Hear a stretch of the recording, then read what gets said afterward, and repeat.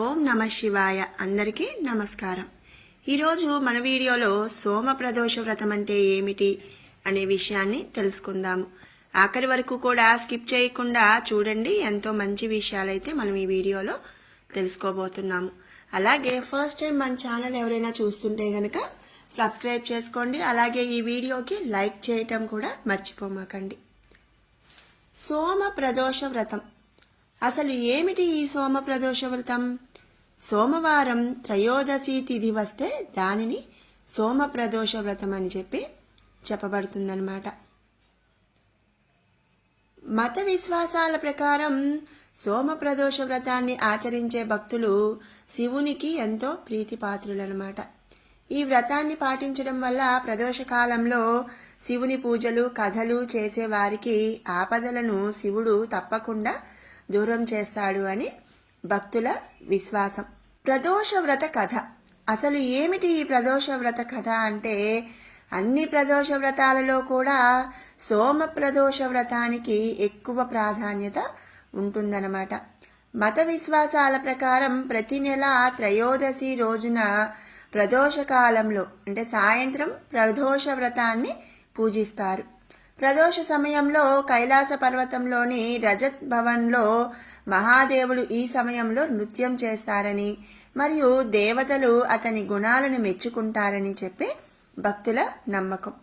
అటువంటి పరిస్థితులలో ఎవరైతే ఈ వ్రతాన్ని ఆచరిస్తారో భోలేనాథ్ అనుగ్రహంతో వారు కోరుకున్న కోరికలన్నీ నెరవేరుతాయని చెప్తుంటారు. ఇక సోమవారం నాడు ఈ ప్రదోష వ్రతాన్ని ఆచరించడం ద్వారా ప్రదోష కాలంలో శివుడిని పూజించే భక్తుల పాపాలను శివుడు నాశనం చేస్తాడని, మరి సోమ ప్రదోష వ్రత కథలో ఉన్నట్లుగా శివుడిని ఆరాధించే భక్తుడికి ఉత్తమ స్థానం మరియు సంతోషం లభిస్తాయని కూడా నమ్ముతారు. సోమ ప్రదోష వ్రత కథ ప్రకారం ఒక నగరంలో ఒక బ్రాహ్మణుడు ఉండేవాడట. ఆమె భర్త చనిపోయాడు. అతనికి ఇప్పుడు ఆశ్రయం లేదు. కాబట్టి ఉదయం పుట్టిన వెంటనే కొడుకుతో కలిసి భిక్షాటనకు వెళ్ళేది. భిక్షాటన చేస్తూ తనకు తన కొడుకును పోషించేది. ఒకరోజు బ్రాహ్మణుడు ఇంటికి తిరిగి వస్తుండగా గాయపడిన స్థితిలో ఒక బాలుడు మూలుగుతూ కనిపించాడు. ఇక ఆ బ్రాహ్మణ స్త్రీ జాలితో అతనిని ఆమె ఇంటికి తీసుకువచ్చాడు. ఆ బాలుడు విదర్భ యువరాజు. శత్రు సైనికులు అతని రాజ్యంపై దండెత్తారు. అతని తండ్రిని బందీగా పట్టుకొని రాజ్యాన్ని తన ఆధీనంలోకి తీసుకున్నారు. కాబట్టి అతను అక్కడ మరియు ఇక్కడ తిరుగుతున్నాడు. యువరాజు బ్రాహ్మణ కుమారునితో బ్రాహ్మణుని ఇంట్లో నివసించడం ప్రారంభించాడు. అప్పుడు ఒకరోజు అంశుమతి అనే గంధర్వ యువతి యువరాజును చూసి అతనితో ప్రేమలో పడింది. మరుసటి రోజు అంశుమతి తన తల్లిదండ్రులను రాకుమారుడిని కలవడానికి తీసుకువచ్చింది. అతను కూడా రాజుగారిని ఇష్టపడ్డాడు.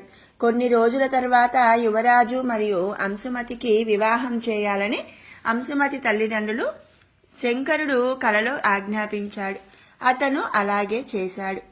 సోమ ప్రదోష వ్రత కథా మహత్యం. బ్రాహ్మణుడు ప్రదోష వ్రతాన్ని ఆచరించేవాడు. తన ఉపవాసం ప్రభావంతో మరియు గంధర్వరాజు సైన్యం సహాయంతో యువరాజు విదర్భ నుండి శత్రువులను తరిమివేసి తన తండ్రి రాజ్యాన్ని తిరిగి పొంది తరువాత సంతోషంగా జీవించాడు. యువరాజు బ్రాహ్మణ కుమారుడిని తన ప్రధానమంత్రిని చేశాడు. బ్రాహ్మణుల ప్రదోష వ్రతం యొక్క గొప్పతనం ద్వారా యువరాజు మరియు బ్రాహ్మణ కుమారుడు రోజులు ఎలా మారతాయో అదేవిధంగా శంకర కూడా తన ఇతర భక్తుల రోజులను మారుస్తాడు.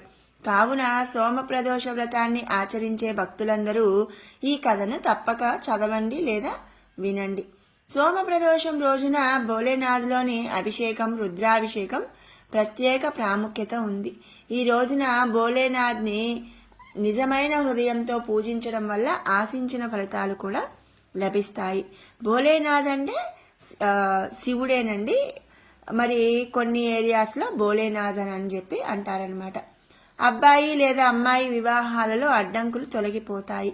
సంతానం కలగాలని కోరుకునేవారు ఈ రోజున పంచగవ్యతో మహాదేవుని అభిషేకం చేయాలి.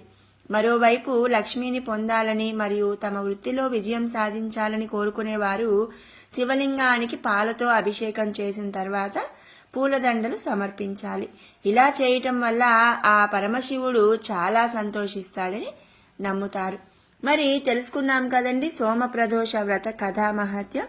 మీరందరూ కూడా రేపటి సోమప్రదోష వ్రతం ఆచరించి మీ కోరికలను నెరవేర్చుకుంటారని, ఆ శివుని యొక్క మరి